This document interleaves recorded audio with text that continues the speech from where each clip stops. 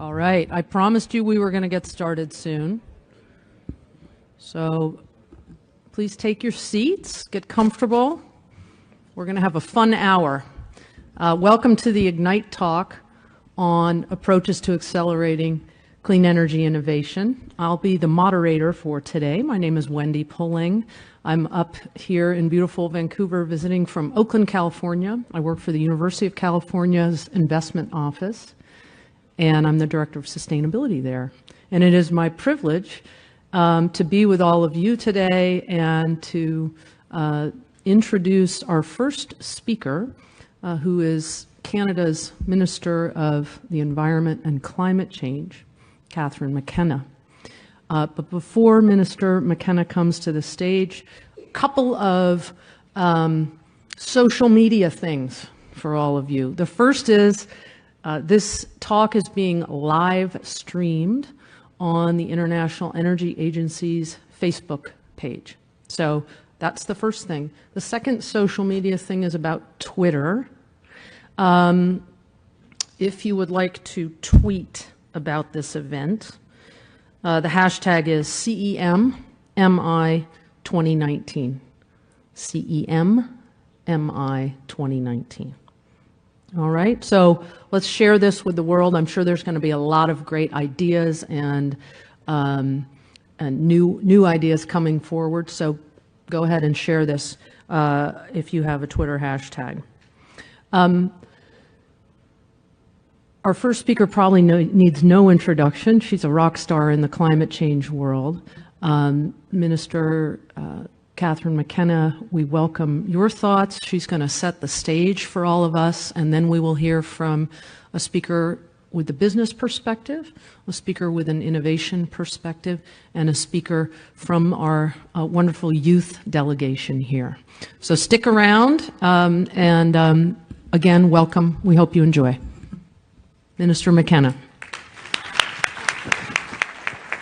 Oh, this is good. I'm starting off with this is all falling off. Thank you very much. So before I start, see, it's really going downhill. Before I start, I like knowing the audience. So who here is from government? Okay. Who here is from business? We got some young people. Who here is really young? Like young, actually, like, I mean, not just young at heart, but actually young. All right, we got a lot of young people. Any Indigenous people here? Indigenous, awesome. Anyone from the academic side, NGO side? All right, so we got to get diversity. Often I'm talking about doom and gloom. So this is kind of the nice side of my piece. Oh, Meredith. It's funny, I look around, I see all these people I know after so many years. So look, I mean, let's start with the science, because you probably should start with the science part. We had Canada's Changing Climate Report. It shows that Canada is warming at twice the global average, 3 times or more in our north. So that's a real issue. And we're feeling the impacts. In fact, I don't know if you've seen in the newspapers, we have forest fires right here. Starting early, we had the worst forest fires on record last year. The insurance costs have gone up 500% in a decade. So that's a problem. But often what's lost in this discussion, probably not with you guys, because you guys are like, you know, the people of the clean innovation side of things, but you know, when you're talking about climate change, often it's about like all of the costs and are we going to be ambitious enough and targets and 2030 and COPs. But this is the side that is the exciting side, the accelerating clean energy innovation. And I wish we could talk about it more because it is so exciting. Like when I think about all the innovations that I'm seeing in Canada, it is so awesome. I was in Squamish, BC. Just about, I don't even know, my time flies, but about a month ago. And there you have a company that is actually taking carbon dioxide out of the atmosphere and creating clean fuels for around $100 a ton. It's pretty amazing. How do we think about that? You're taking something you don't want, pollution, and creating a product that you need. That is what we need to be thinking about. And this is what, it's a $26 trillion opportunity. Don't take that from me. Take that from Mark Carney. He's the governor of the Bank of England. He is a Canadian. He's the greatest export we've ever had. going to call him back soon, maybe. But we have this amazing opportunity, but we have to figure out how do we unleash it. And I hear a lot, because I go to a lot of different events, everyone's always talking about billions to trillions. And that is really the question. If we're going to accelerate this innovation, how do we get the money flowing? That we've got money, some money flowing, but it's got to get a lot bigger. And so what's the role of government? We can't do everything. Like often people are like, if only you did everything. No, in fact, that's terrible. We probably regulate everyone to death. Like, yes, we've got a role to play, but we need a lot of other players. And so that's what I focus on. Like, what is the role of government when it comes to making sure that we are ambitious? I should do a time check. How long do I have? This is going to be really long. Just like my master's thesis or something. No, I mean, look, so we talk a lot about, like, you know, what are roles of government? So first of all, Paris Agreement, that was extremely important. That really did show that, I mean, governments needed to create a framework. We needed to have a goal, so we have a temperature goal well below 2 degrees. And for the first time ever, the whole world came together and said everyone is going to do their part. Developed and developing countries. There were commitments and financing to developing countries. So we should not underestimate how important that was. I had the great fortune of starting my career. It was like 2 days in, and then the Prime Minister asked me to do this job. Almost fell off my chair. Had to ask what a COP was. It's a conference of the parties, in case you don't want to know because you're too embarrassed to ask. And then we had to go negotiate. But it was great because people have been negotiating for a long time and working on climate and been to many COPs, but we were there at that time. One of the things that was important, so now I'm going to sound like a nerd, but I'm a little bit nerdy, that Article 6, has anyone heard of Article 6 of the Paris Agreement? Okay, so it's quite nerdy. It was like, you guys are also nerd. We have 4 other nerds in this room. Article 6 is the market text. It is really important that we unleash the markets, that we need to be able to trade in credits, but you need to do it in a way that you don't have double counting, that it's, you know, there's an accountability factor on that. So that was important too. But then we came home in Canada. So I'll give you some examples about how we're working with all of you. So whether you're a business, whether you're Indigenous, whether you're young, whether you're in academia. So let's start with young people, because I'm really excited to see so many young people here. So I want to inspire you. So does anyone, probably Carbon Cure is here. Is Carbon Cure here? Yeah, there you go. Congratulations. You got an award. Did you get an award? I saw that. Carbon Cure is great. Dartmouth, Nova Scotia company. Anyone know where Dartmouth is? Come visit. The MP there, Darren, will be very excited if you come spend your money there. But Dartmouth, Nova Scotia, I mean, it's you know, pretty small. It's not a huge place. Lovely place, but this guy, Rob Niven, had an idea for his master's thesis. He was master's supervisor, I think, challenged him. He said, figure out how you can produce lower emission concrete. So that's what he did. I'm probably going to get it wrong. You can talk about what you did, but the whole point is he was doing his master's thesis. So he was at university, he was at McGill. And he came up with this idea. And so there I am in California just a few years ago at a factory where I'm wearing a hard hat and we're seeing this technology from Carbon Cure being used. That's pretty awesome. And now I think you're all over the world. People are really excited because you're taking concrete, you're taking emissions to produce stronger, cheaper concrete, which is just a good thing. Once again, an idea. So for the young people here, I want you to be inspired. That you guys really can do. Like you have, sometimes older people are like, oh, it's too expensive, this transition, or it's too hard, or I'm too depressed. We need young people to say, we're going to do this. Like, we are just going to get on. We're not going to have discussions about climate change is real or all these like technical things. We're just going to get on with the solutions. And that's why I try to spend as much time as I can colleges and universities, because people are just getting on with things. Let's talk about business. So what do you need if you're one of these companies that you have this clean solution? Well, you need the market to work better. Right now, many places it's free to pollute. If it's free to pollute, people are going to say, wow, why do I choose a cleaner solution? There's not really an economic incentive. So we have put a price on pollution in Canada. It is no longer free to pollute. We're doing it in an affordable way in the provinces where they haven't stepped up, so we're giving them money back. But this is about choice. So people have a choice. That if you are your average person, you can say, maybe I could better insulate my home. Maybe I could use Ecobee. Ecobee is a smart thermostat. comes out of Ontario, think, so we don't heat and cool our houses when we're not there. We could, think about how I get around. Maybe I'm going to take the incentive that we just announced, a $5,000 incentive for zero-emission vehicles, and buy an electric or hybrid vehicle. Maybe I'm going to use better public transportation. We've been making historic investments in public transportation. We need better public transportation so people can get around in a cleaner, cheaper, faster way. So these are some of the solutions with academia, making historic investments in pure science. We need to invest in pure science. We also need to invest in applied science, and we need to be making investments in our innovators and entrepreneurs. And I was very excited to see the $30 million that Canada announced for the Breakthrough Energy Coalition. I know Bill Gates. I'm like, yeah, he's my buddy. No. I've met him a number of times, but we've talked about how do we do this? And you need to invest in the solutions where 9 out of 10 of them are going to fail. There's always this reluctance to fail. Everyone says, oh, I'm happy to fail, but no one really wants to fail. But it's hard, and it's hard for governments, right? Hard for government. Governments are not like failing bad taxpayer dollars, but these are entrepreneurs who are putting up their money. The price of admission for a government is doubling your investment in innovation.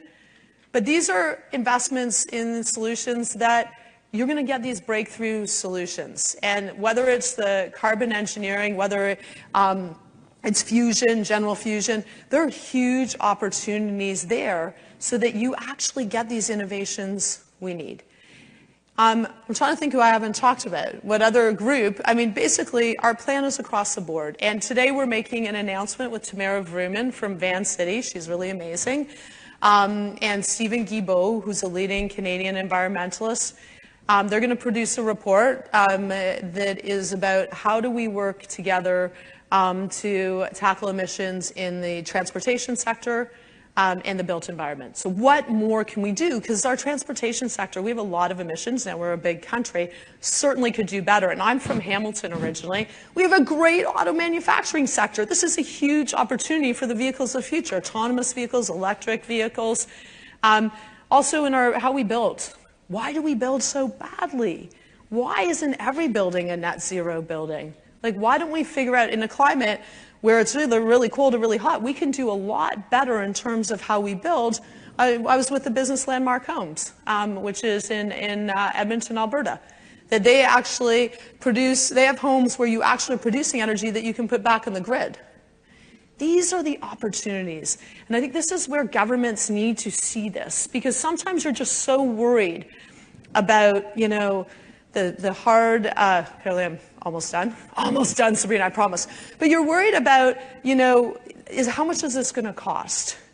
We already know the cost of inaction is enormous. The cost could not be more expensive. Like it is, we're already 500% more in what we're paying damages from a decade ago. And that's going to accelerate if we don't get serious and more serious. But the other problem is it's a lost economic opportunity. And so my focus, I see myself as much as an economic minister as an environment minister. So when I go abroad, I try to bring Canadian companies, because guess what? I want Canadian companies to be the ones that produce the solutions that help provide, the support that we need, the solutions we need around the world, but I also want good jobs right here in Canada. And that's what we've been focused on. How do you create the jobs? How do you grow the economy? How do you do it while you're taking ambitious climate action? And how do you bring folks together?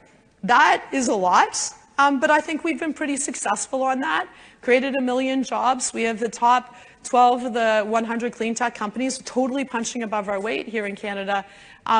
At the same time, taking ambitious action. So I think governments have a huge role to play, but you should prod us and make sure that your government, or if I'm part of your government, that you're pushing us to really look at the opportunity and talk more about the opportunity, because then people get excited and they realize that we can do this. All right, that's it. Thank you.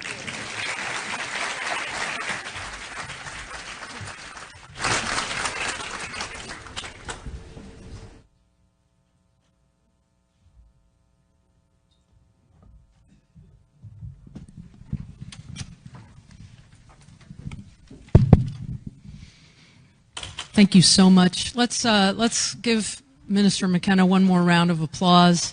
Thank you for hosting us. Thank you for your remarks. Okay, each of you have a mic? Great. Ah, there we go.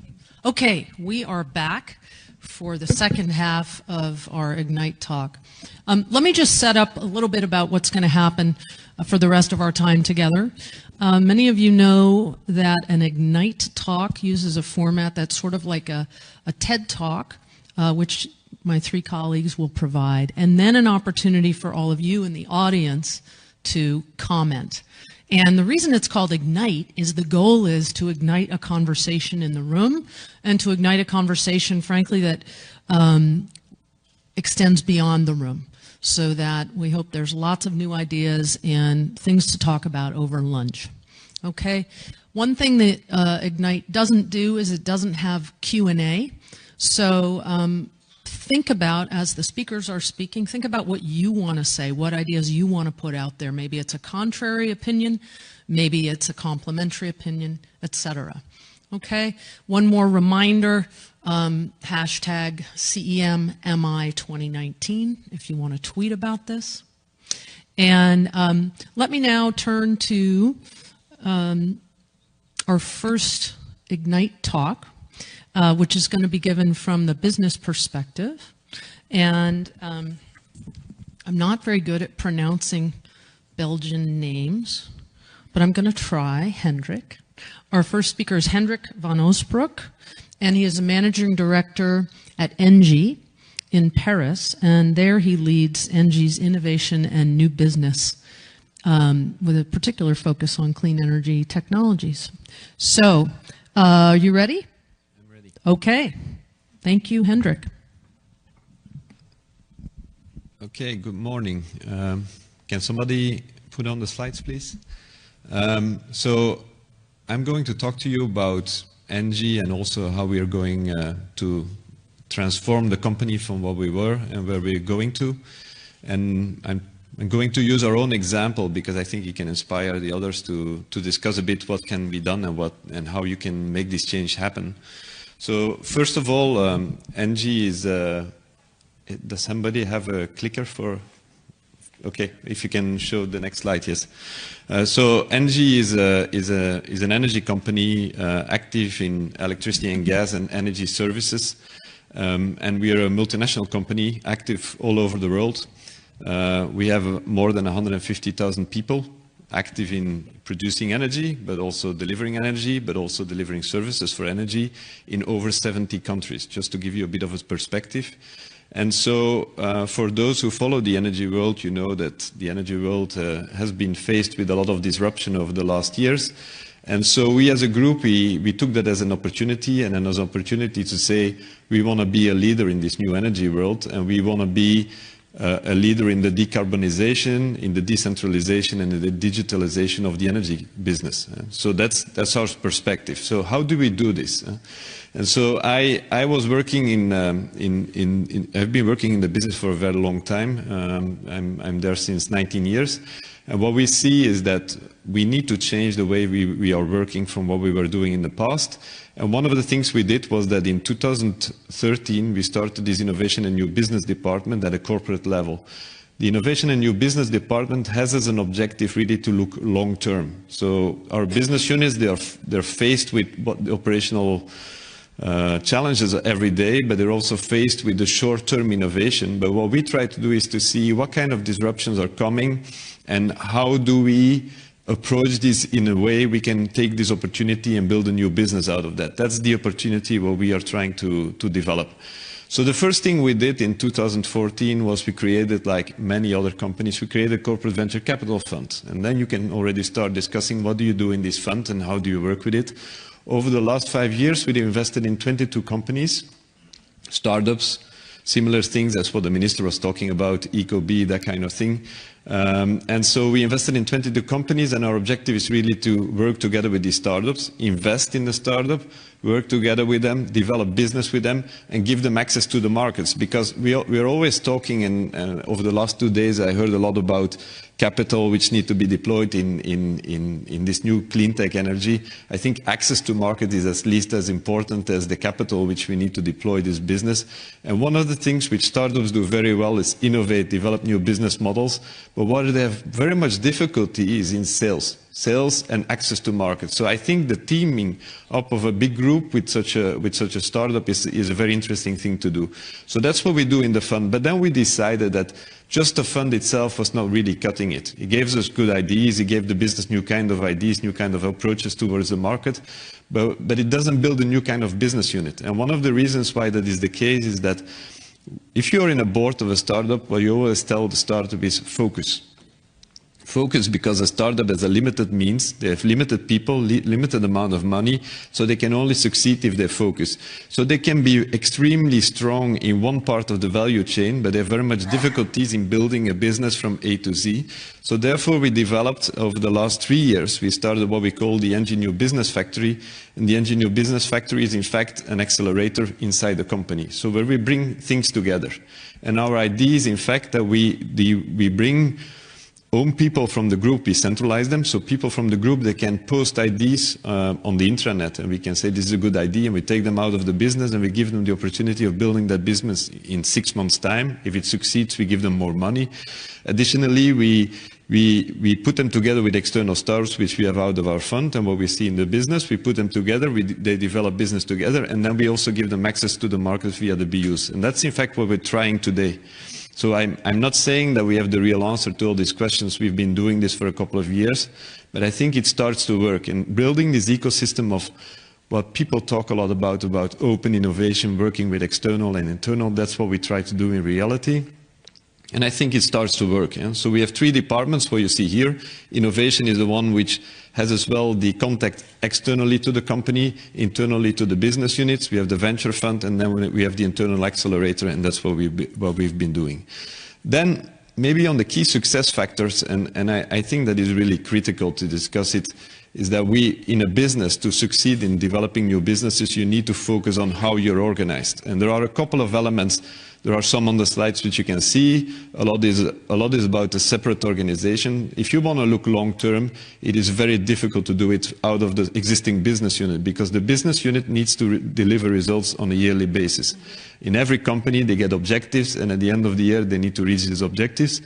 Innovation is a bit more challenging. You look longer term. So in that sense, it's very important that you have a separate organization.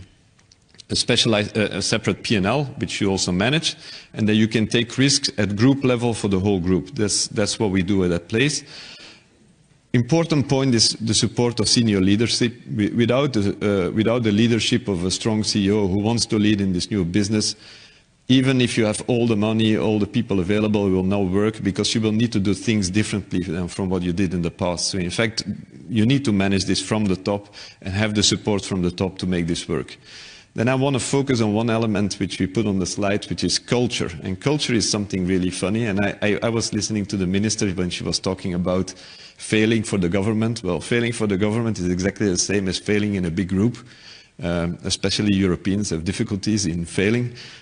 So one of the things we really have a challenge in is the fact that if you invest money into innovation, you need to look at it from a portfolio review. You take some risk, you take some bets, and some of them work and others don't.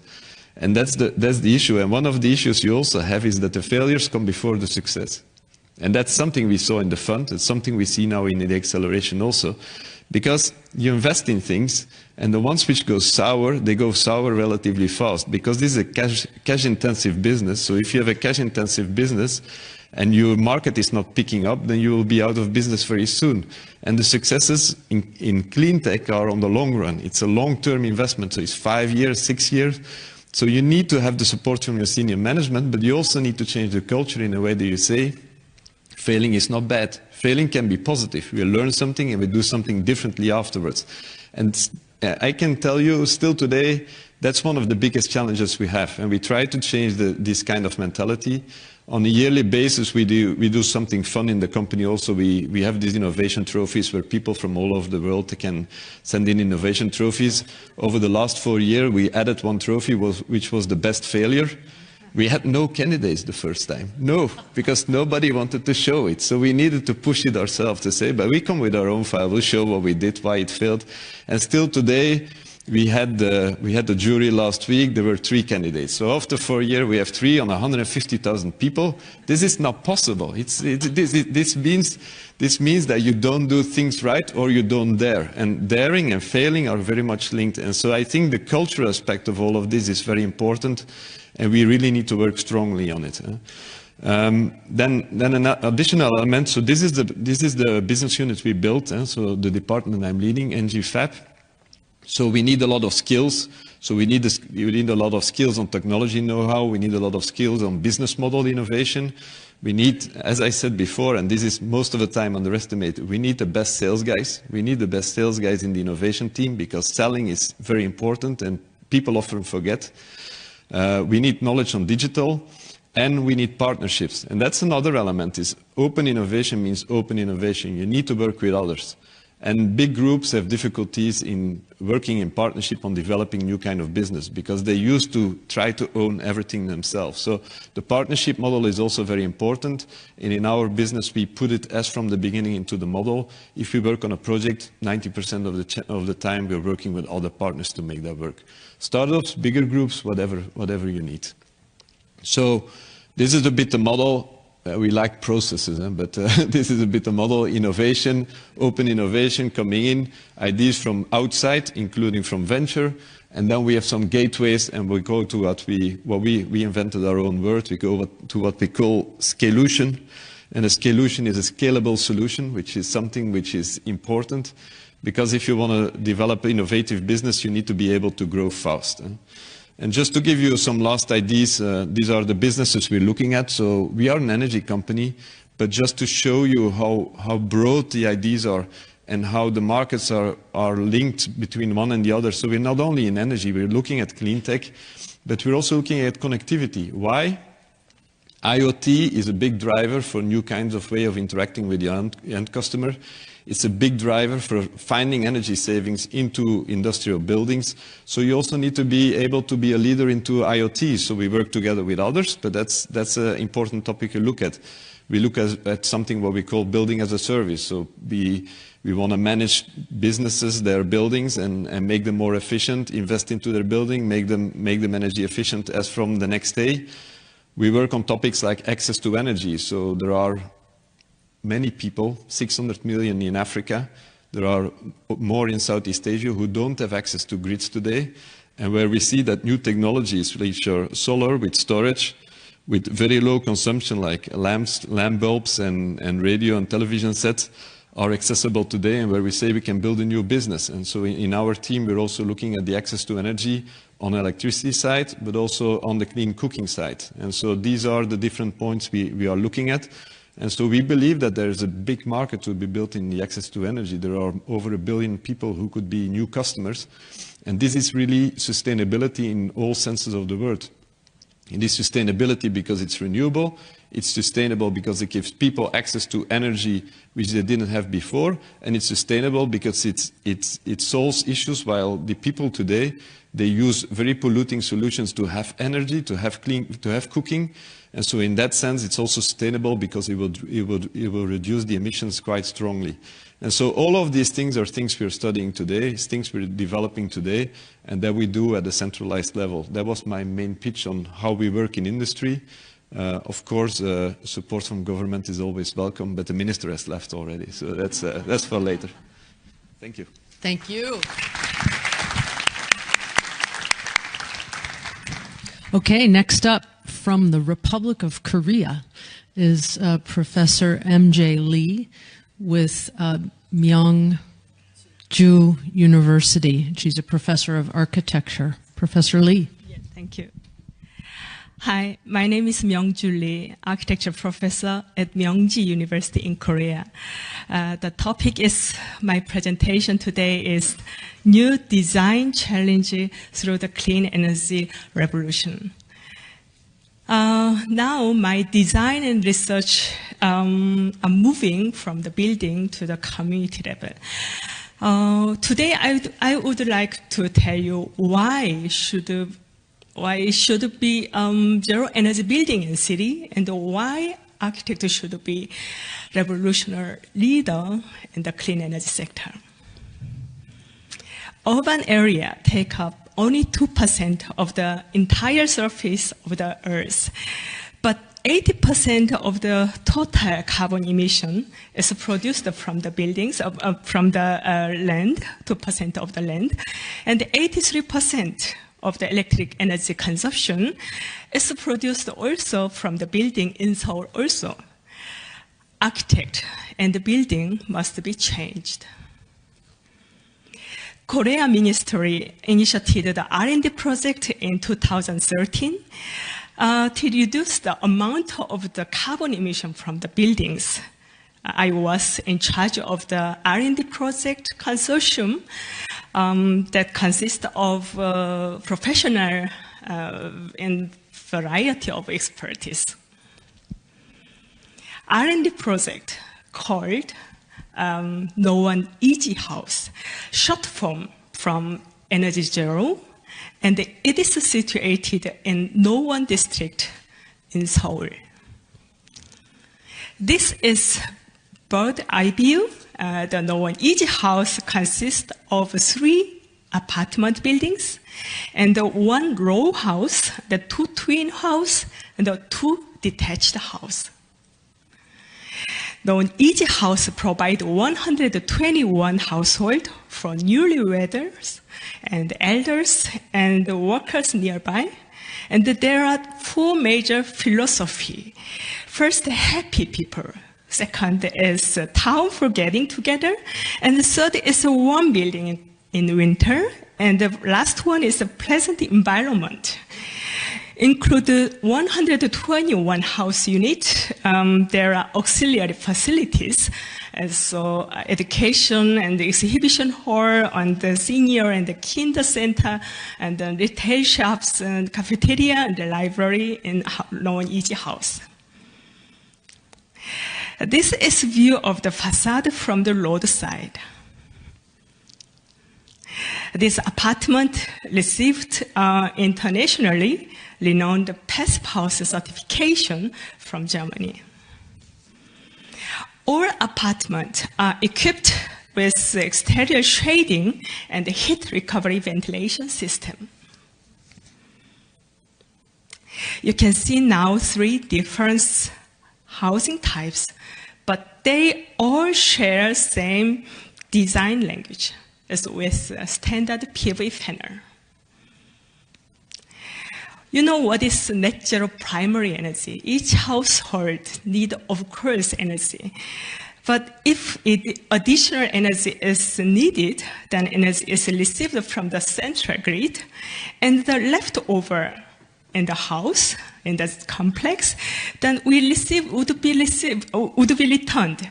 So net zero is calculated by the offsetting the total energy, total annual energy consumption with the energy produced via renewable energy at the primary level.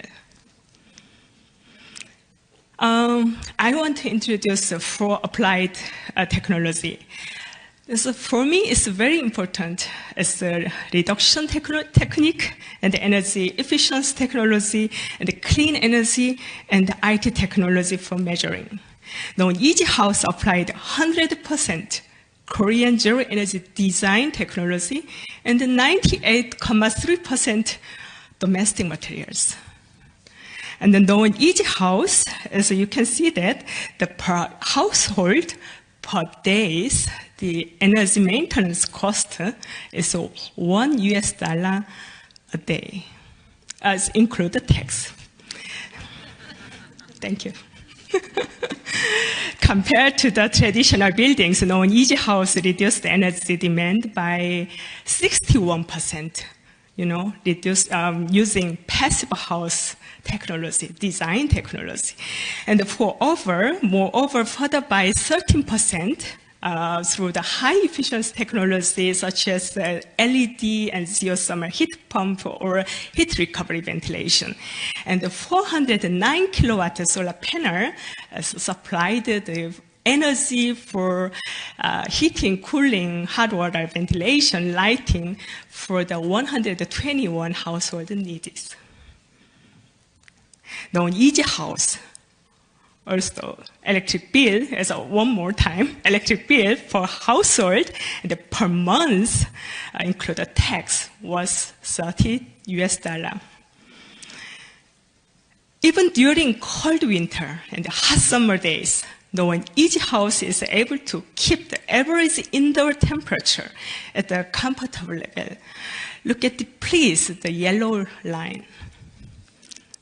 You know that President Moon visited the ENGIE house in 2017 to celebrate the completion of the buildings. A total construction cost of the ENGIE house was $30 million in 2017, which is around $1,800 per square meter. The cost includes the construction of the all auxiliary facility. The Korea government declared the zero energy newly constructed public facility mandatory from 2025. This increased cost will be reduced step by step following zero energy housing roadmap. Le Corbusier, I like him very much. The famous architect known as the father of the modern architecture has claimed a house is a machine for living. 90 years later, I'm here, and he would have never expected myself standing for claiming a house is a power station for living in. Climate change is no more climate emergency. It's time to give more for less. In order to be a mission innovation champion, I should check the Mission Innovation Challenge category. That was others. Ladies and gentlemen, the design should not belong to the other category, please. Create the new Mission Innovation Challenge category: design, zero energy building and city design. And for more architects like me to be a renovationally leader in the clean energy sector. Thank you very much.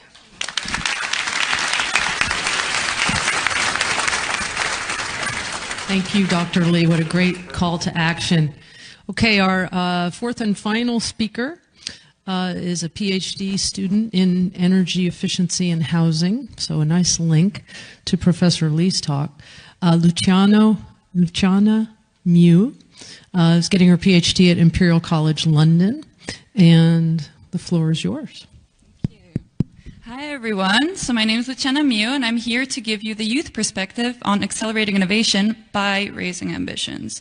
So a bit about me: I was born in Romania, emigrated to Scotland for my degrees and a job in sustainability engagement, and today I'm doing my PhD in energy efficiency, organizing the world's largest youth energy forum, and commercializing a low-carbon beer. So I'm pretty much your average run-of-the-mill millennial, and I really pale in comparison to many, because this wealth of interests and this multitude, this diversity of thought is common for youth today. And it's a wealth for us, all around the world, to use, us and future generations, to harness. If we just look at the resource of our clean energy potential and overlay that with the resource of our youth potential, this is a crucial starter for 10, looking at the two in conjunction, not in sequence. This way we can achieve our clean energy goals faster and more effectively. If we think about youth potential as a resource that needs to be harnessed, we start to ask ourselves the tough questions. Are we valuing youth in the right way? Accessing, developing, and harnessing youth potential effectively? If we think about this, I guarantee you we will be further ahead in achieving our clean energy goals further than anyone else.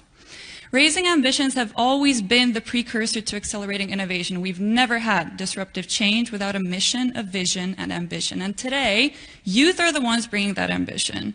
But that won't be there forever. We need to harness the potential of youth. They too can become jaded adults. We need to empower them. And we also need to track our progress in empowering them. This is crucial. And here's some IEA-style traffic lights to get us going, because if we track our progress in empowering youth, we get further ahead in the energy transition, because we are getting insight into how the human capital of future generations can and will change the dynamics of the energy transition. And we can grow that capital in a way that's data-driven. Acknowledging youth's values, acknowledging they're a great asset to the energy transition. And here's a couple of traits that make them great assets: collaboration, curiosity, action orientation, and vision. By being collaborative and curious, youth break us out of siloed thinking and into systems thinking. You just have to look around the room. There's a lot of youth in the room. Talk to them to find out this value that has brought them together to STEM and MI to collaborate and build global capabilities. It's hugely valuable, but we need to access it, harness it, and develop it. Observing it is not enough. Youth are also action-oriented. We're very loud when it comes to the urgency of the transition, but that doesn't mean that we don't understand its complexity. From young academics working on sustainability transitions to our youth delegates here who have engaged communities across the globe, youth care about energy not because we like to strike, but because we also care about future jobs and education and healthcare and peace. And we realize that clean energy is a crucial component of the just transition that will take us forward to a better future for everyone. Youth also have higher standards for what's acceptable. They want their altruism to be effective. They own fewer cars. They invest more in sustainability portfolios. They create projects that revolutionize the energy system. So all of this value of youth means they're primed to drive unprecedented change in the energy transition. So where is this change? Is some of it locked up in the fact that we're not accessing and developing some youth properly? Some of the potential is locked up in the outdated ideas we have about what youth need to prepare for the future, like traditional university education, when really research shows us that it's vocational training, soft skills development that we need to actually create the change makers to tackle future challenges. And we have the opportunity to be innovative about how we develop and educate our youth. One of Mission Innovation's objectives is to get youth to buy into our clean energy solutions, to take ownership of them. And one great example of how we can do this are intergenerational partnerships, for example, to build resilient communities of future youth, like this Greenpreneurs program. We can do well at accessing and developing youth, but harnessing youth potential is still a challenge, but also a real opportunity, because when we harness youth potential, we unlock further value and create a positive feedback cycle. And by proving to youth that we put our money where our mouth is and give them real opportunities, we engage even more youth, especially those who weren't engaged before. We unlock more potential, we raise ambitions further, we unlock more value, and it's crucial to acknowledge and track this in order to reach the full potential of youth. So if I were to leave you with 3 messages from this really brief talk, the first would be to buy into tracking progress on youth empowerment. The energy transition will get us nowhere unless we're constantly checking how we're doing and building the future generation that will take it forward past 2030. The second would be to work with us and be proactive. We need not just messages of support, but genuine mechanisms of support to channel our potential into real solutions and the spaces to build long-lasting partnerships. Thirdly, talk about youth. Make youth empowerment part of your agenda, your opening ceremonies, your statements. This is what will make you a real frontrunner of the energy transition. If you're a champion of youth, you're a champion of innovation and a real founder of our clean energy future. Thank you very much.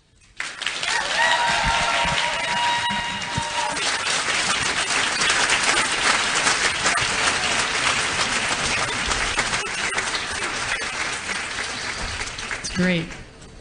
All right, super. Thank you all so much. So now, those of you in the audience, it's your turn. So we have 2 microphones. You can see them set up in the front of the room. We welcome your comments. We also ask that you not make a speech, but rather give us your thoughts in a couple of minutes. I know we're bumping up on the lunch hour. I don't know where, what is Clement saying? What is that, 5, 10, 15? Okay. All right, so we've got about 15 minutes, and we'd love to hear from you. So don't be shy. What inspired you? What annoyed you? What was missing? What do you disagree with? Come on up and let your voice be heard.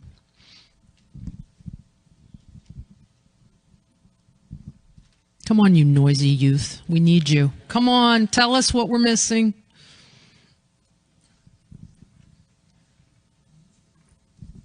Yay. Hello. Hi, I'm a can youth. You introduce yourself? Hi, my name's Geraldine. I'm also a PhD student at Imperial College in London. And my question is for ENGIE. And I'm wondering, once we've heard how we can harness youth for companies that give them a competitive advantage, I'm wondering what ENGIE is doing in that respect. Well, so first of all, we work very closely with the universities. So we are very much active with the innovation department, also with discussing with all the spin-offs of universities. So we see many young people, and I have to say, and even today again, I'm always very impressed by how eloquent they are and how they can make the speech and defend. I can tell you, when we were at university, we were not able to do that kind of stuff. So I'm always very impressed with the pitches. I speak for myself, being a student out of Belgium. That was definitely the case. But I think secondly, we have very many programs where we have students who join us for a couple of months in the department. In my department, we have at the moment 5 people who are doing 6 months traineeship, and we have a rotation, so that's a continuous thing. And I have to say that is a very interesting way of working for us. They give us new ideas, they give us new ideas on way of working, and we are very happy in continuing that process together with them. I think we can do better in listening to this kind of forums like what we're doing here. We don't have this formal setup where we have these discussions with students, and I think we can do better in that kind of perspective. So it's rather engaging on businesses and on people doing traineeships in our group. I realized today that that probably we would be also having more use by creating this kind of dynamic discussion with all of you. So I'll take that point home, and I will think about it and try to set something up. But I really appreciate also the speech today and the question. Thank you. Hi, you're next. Hello, hi. I'm James Harper, Cree Indigenous from Canada. And just to follow up from that, actually, ENGIE, a fabulous example of how to empower youth. A few months ago, I was part of the Energy Efficiency Hackathon in Germany. And ENGIE had proposed a challenge to youth about how to create an innovative business and technical model to better enable electric vehicle adoption. And they really facilitated very well to give the platform to the youth to fully develop their ideas and pitch it, and ultimately, compete against other youth to really define a really good, innovative, and disruptive business model. And this is one of the things that I also want to encourage that I think really bridges the gap between all the conversations that we had is the facilitation of having competition events like this in things like built environment, for example, for our future architecture students, for our engineering students, even students in policy hackathons like this, and having corporate engagement as well, so that they are participating and facilitating real examples and problems to the students so that they can enter the space a little bit more confidently. And finally, having government participation. I was in a vehicle battery competition, and I was very, very grateful to have funding provided by the Canadian government in this educational initiative. So this is a real example about how youth are being empowered by industry and by government, and fostering this movement of innovation in energy. Thank you. That's a great comment. Thank you.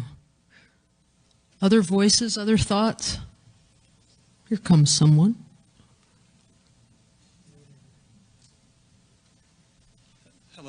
Hello. I'm Miguel. I come from Portugal. And I want to bring this topic on. It was mentioned by Hendrik about bringing the startups and ideas to the market. You spoke that in your company, you can get an idea for 6 months, and then you can get an approval or not.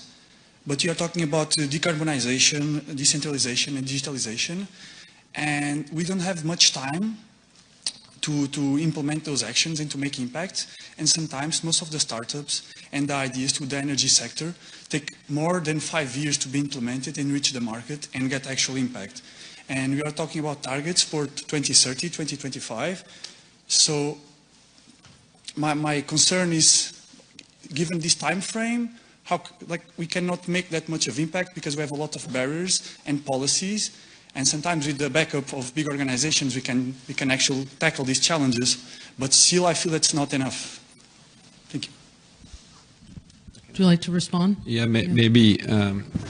I think that's a very valid question, and I've heard it also a couple of times over the last days. one of the things we underestimate is that energy is a very capital intensive and long-term process to make things work, and then people come up with examples of saying that in other industries it's worked better, and then most of the time they refer to completely digital companies, which is like writing some algorithms and programs and then scaling it, which is a bit faster and also in investment a bit lower cost than what we need to do in energy.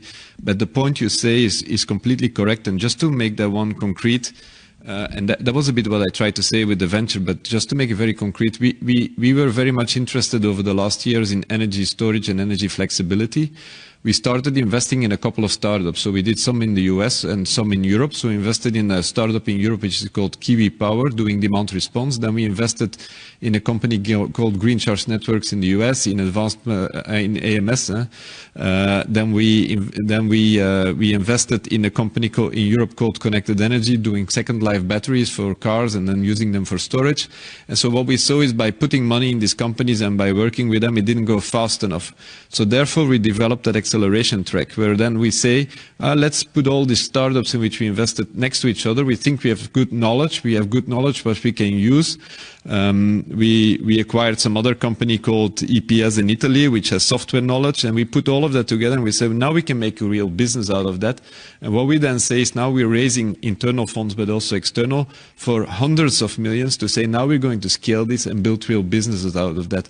And that's why we now go to the acceleration phase to bridge a bit that time like what you're saying. And I wouldn't be too pessimistic either. Some of the technologies are there and storage is one of them.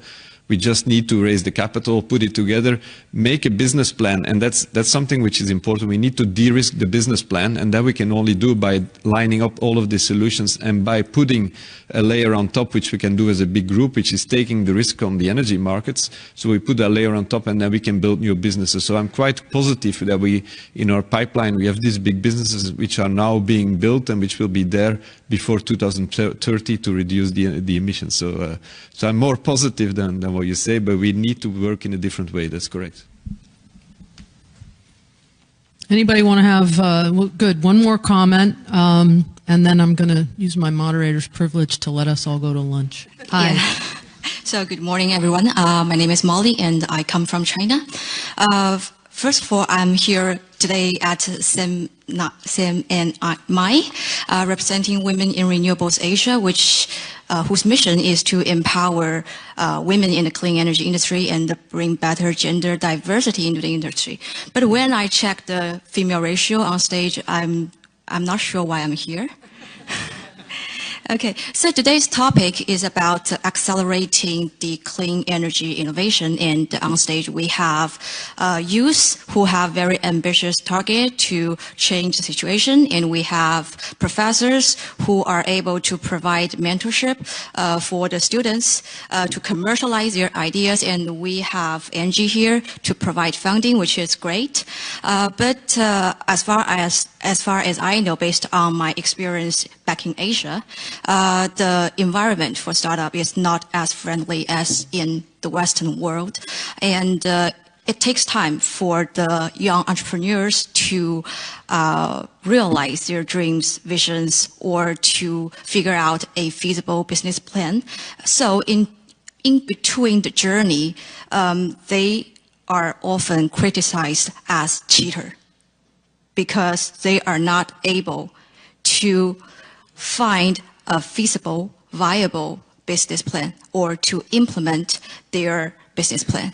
So when they come to investors or they come to the public, they are often doubted.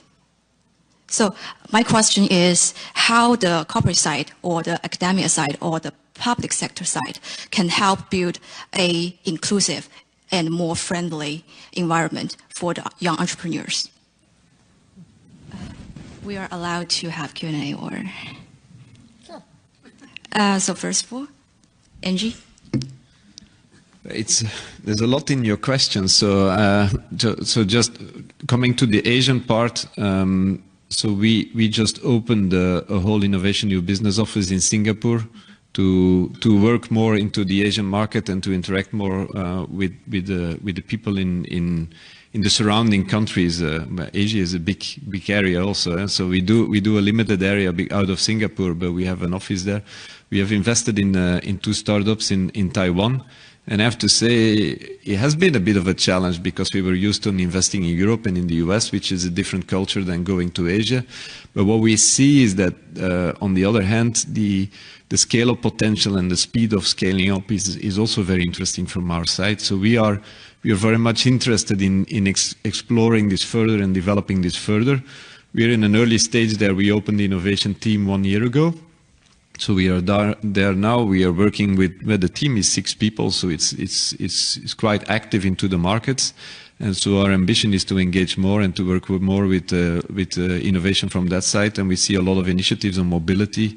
We also see a lot of initiatives on access to energy. So in that sense, I'm quite hopeful that we will get more and more Asian files on our desk in the future. Okay, then perhaps from the professor. Okay, we can talk about it later. Thank you so much. Thank you. I would say, to that point, I salute your efforts, and I think for all of us, the collaboration and the partnerships and the networks, I would encourage you specifically, but also all of us here. I think if we're going to solve this climate emergency, as the professor called it, we're going to need partnerships and collaboration. Luciana mentioned intergenerational partnerships, which I love that phrase. I think Minister McKenna talked about partnerships between business and the government and all of us, citizens and our governments. And certainly Hendrik has talked as well about the need for partnership and collaboration, both within a particular company and companies and governments. And so let's all leave today with that spirit of collaboration and partnership. We thank you for hanging in there with us, and I want all of us to thank our wonderful speakers today. So go forth, do good, and one more round of applause for everyone. Thank you.